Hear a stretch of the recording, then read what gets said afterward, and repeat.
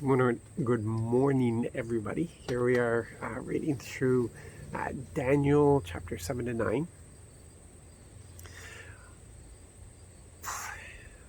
There's something amazing that happens here in the last chapter, in chapter 9 that we read this morning.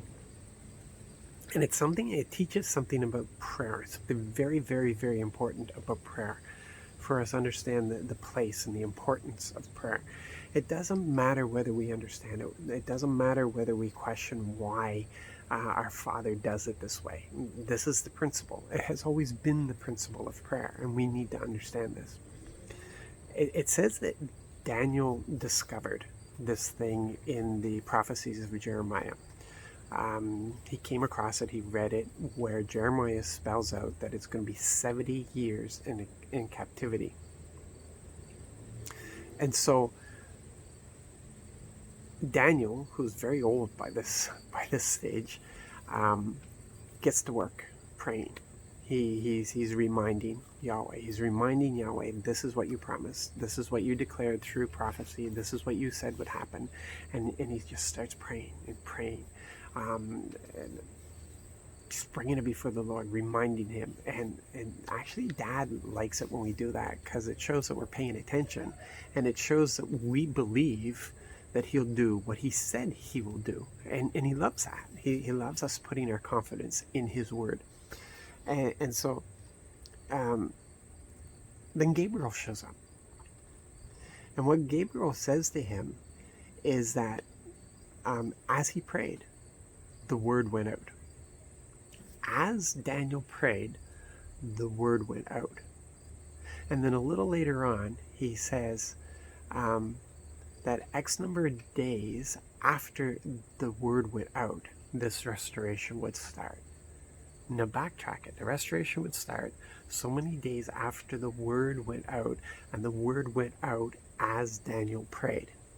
Connect the dots. See what happened? The promise was there, but it wasn't being acted on. It's amazing, isn't it? I wonder how the Spirit just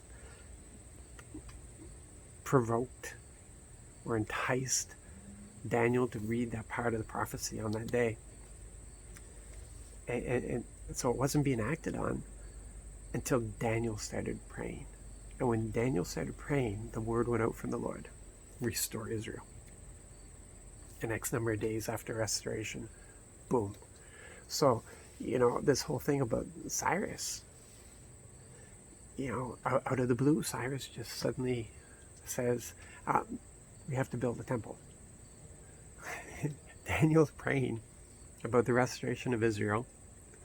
The word goes out.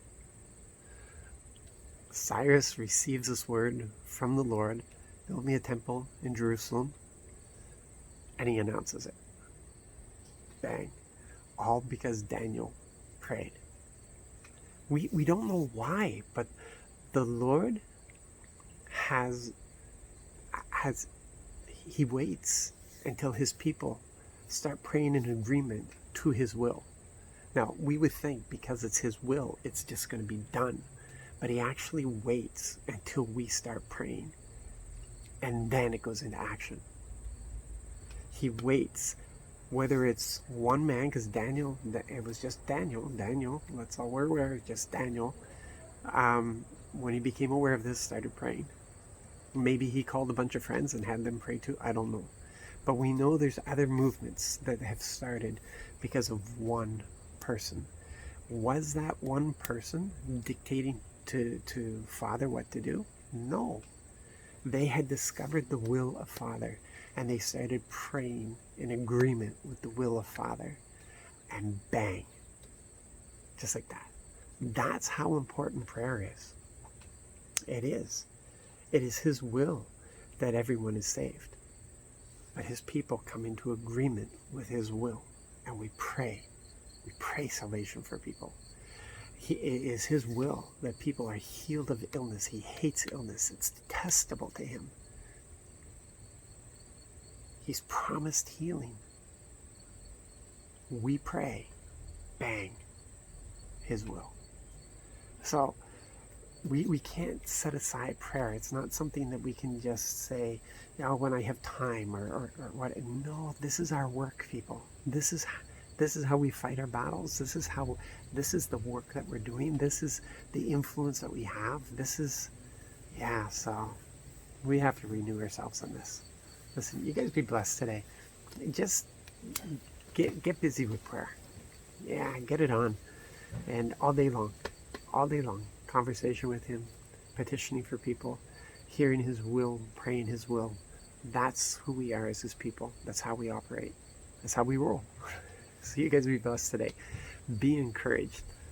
I love you, but you know it's more important that we know that Father loves us. God bless.